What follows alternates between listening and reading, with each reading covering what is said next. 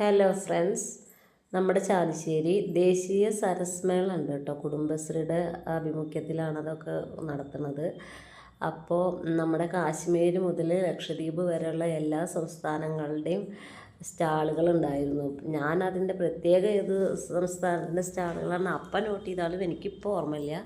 ഇതേപോലെയുള്ള കരകൗശല വസ്തുക്കൾ നമ്മൾക്ക് ഷോക്കേഴ്സിൽ വെക്കാൻ പറ്റിയത്, പിന്നെ ഓർണമെൻറ്റ്സൊക്കെ ഫാൻസി ഓർണമെൻറ്റ്സൊക്കെ സൂക്ഷിക്കാൻ പറ്റിയതോ അങ്ങനെയുള്ള ഇങ്ങനത്തെ നല്ല അടുപ്പൊക്കെ ഉള്ള നല്ല ഒരുപാട് പാത്രങ്ങളുണ്ടായിരുന്നു കേട്ടോ. ഇങ്ങനെ മെടഞ്ഞുണ്ടാക്കിയത് നല്ല ഭംഗിയുണ്ടായിരുന്നു. അതൊക്കെ കാണാൻ നമുക്കത് കണ്ടാൽ തന്നെ കൗതുകം തോന്നും.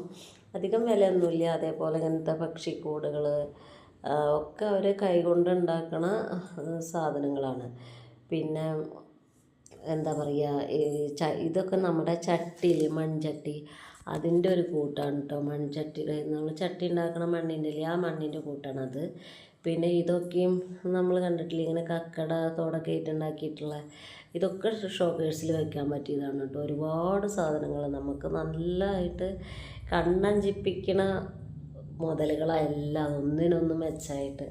പിന്നെ ഫാൻസി ഉണ്ട്, എന്താണ് നമ്മുടെ അച്ചാറുകളൊക്കെ ഉണ്ടാവില്ല, ഇതേപോലെ ഷോക്കേഴ്സിൽ വെക്കാൻ പറ്റിയിട്ടുള്ള ഫ്ലവേഴ്സ് ഉണ്ട്. ഇതൊക്കെ മണ്ണിൻ്റെയാണ് കേട്ടോ. ഇതിൻ്റെ പാത്രം മണ്ണിൻ്റെയാണ്. ഒരുപാട് സാധനങ്ങൾ നമുക്ക് അവിടെ നിന്ന് കണ്ടപ്പോൾ സത്യം പറയുകയാണെന്ന് വെച്ചാൽ പോരാൻ തോന്നില്ല.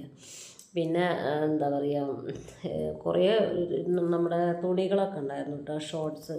ഷോർട്സ് പിന്നെ നമ്മുടെ ടോപ്പുകൾ, അതേപോലെ ഇതെന്താ വെച്ചാൽ പുഷ്പമേള ഉണ്ട് അവിടെ. അതിന് നമ്മൾ ടിക്കറ്റ് എടുക്കണം. 50 രൂപയുടെ ടിക്കറ്റ് എടുത്തിട്ടാണ് ഇതിൽ കയറാൻ പറ്റുള്ളൂ. ഇത് പക്ഷെ നമുക്ക് വാങ്ങാൻ പറ്റില്ല. അവിടെ അങ്ങനെ സെറ്റ് ചെയ്ത് വെച്ചിരിക്കുകയാണ്. നമുക്കെല്ലാവർക്കും കാണാം, ഫോട്ടോസ് എടുക്കാം. അതുപോലെ പെറ്റ്സിൻ്റെ ഉണ്ടായിരുന്നു, ചെറിയ ചെറിയ പക്ഷികളായിട്ടുള്ള കുറേ എണ്ണം ഉണ്ടായിരുന്നു. പിന്നെ ഇത് മുയൽ വർഗ്ഗത്തിൽ പെട്ടതാണെന്ന് തോന്നുന്നു, അങ്ങനെ ഉണ്ടായിരുന്നു. പിന്നെ ഇതൊരു എലിയാണ് തോന്നുന്നു കേട്ടോ. എനിക്കിതൊന്നും എന്താണെന്ന് മനസ്സിലായില്ല. ഇത് പൂച്ചയായിരുന്നു, നല്ല കറുത്ത പൂച്ച. അവനവിടെ മടിച്ച് കിടക്കുമായിരുന്നു.